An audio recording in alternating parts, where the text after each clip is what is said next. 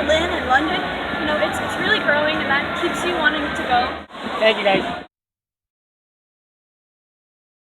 Ask the same question we asked the other two young ladies, and here we go. What do you credit or believe is different about you compared to other people your age that believe in that this COVID is really deadly, but you're able to see that it's not, you see the media lies, and so what do you think makes you different that you can recognize that?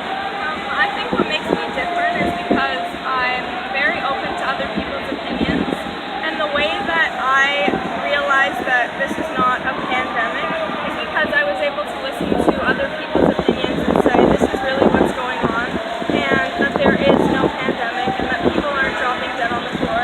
And I think also what makes me different is that I'm just very open about everything, and like I said, I like listening to other people's thoughts.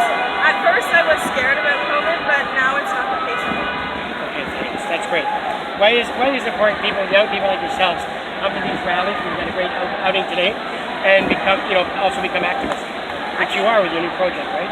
I think it's important because we will be the future. No matter like what you do, you will be the future someday, because as you grow, you just become an adult. And it's very surprising, actually, I think, to adults to see children doing stuff like this, because we're not the generations normally to get involved. We're normally just told to be quiet and just kind of stand behind our parents. So I think that's what is important. Excellent. Hey, can you speak to your own journey throughout this trouble, with this madness, noting your struggles but also your triumphs, and then also talk about what it's like being a non-mask and non-vaccine person, and then at the end of that, you can just talk about what your relationships like now have changed with your family, friends, and then strangers. Okay, so my journey started in about June. I went to my first Queen's Park rally, and I was inspired to speak. And from there, I just started going to more and more protests and started getting more and more involved and meeting new people and expressing my views on things. And I think that has been a really big help, because also as I started speaking, more children have started speaking as well. So that was part of your struggles and triumphs. Yeah. And what about your relationship with your family and friends and strangers? My relationship with my friends are still the same. We do have different opinions on the masks, but it is the same because we respect each other's opinions.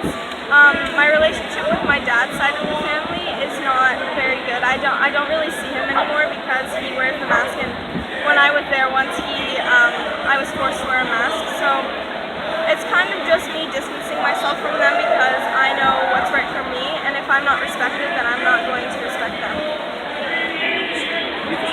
So what's it like going back to school? It's been like? Going back to school is actually a lot easier than I thought. I'm not getting hassled by anybody. Nobody has ever asked me about the mask. Only once he just asked me what an exemption was, and I told him. I was actually very surprised. It's super easy and laid back, and I'm happy to be back in that environment. That's wonderful. Who inspires you? My big inspiration is definitely my mom, and definitely Glad and Cullen, because they're such great leaders, and they just keep pushing me to do better and be better every day. Fantastic. A few more questions. How do you keep yourself going through all this? I think what keeps me going is just thinking about what the change will be in the end, and that if I want that change, I'm going to have to fight now for it. Wait a second. What do you think is really going on? I mean, clearly you don't believe there's a virus killing us. So what in your mind do you think is happening? For me, I think it's just almost like a pull for power right now, with everybody just fighting at each other, because, you know, like when we were in Ottawa, there was the defund the police movement there, and they were disguising themselves as like an indigenous, but it was really the Black Lives Matter and defund the police. So I think it's really just a pull for power in all of this. That's interesting, actually. The last question is, what would your vision be of a world that has justice for everybody and love and peace for everybody? I think it would be basically like everybody gets to choose, and there wouldn't be no, like, say, you know how mandatory masks, it's quote mandatory, but we should have the choice. And I think that there would just be peace and love all around, and no fighting and no pull for power or anything like that. Excellent. Well, we're done, so you won't miss your speech, and we're going to find you because we have chocolate for 3 girls, okay? So really nice job with it.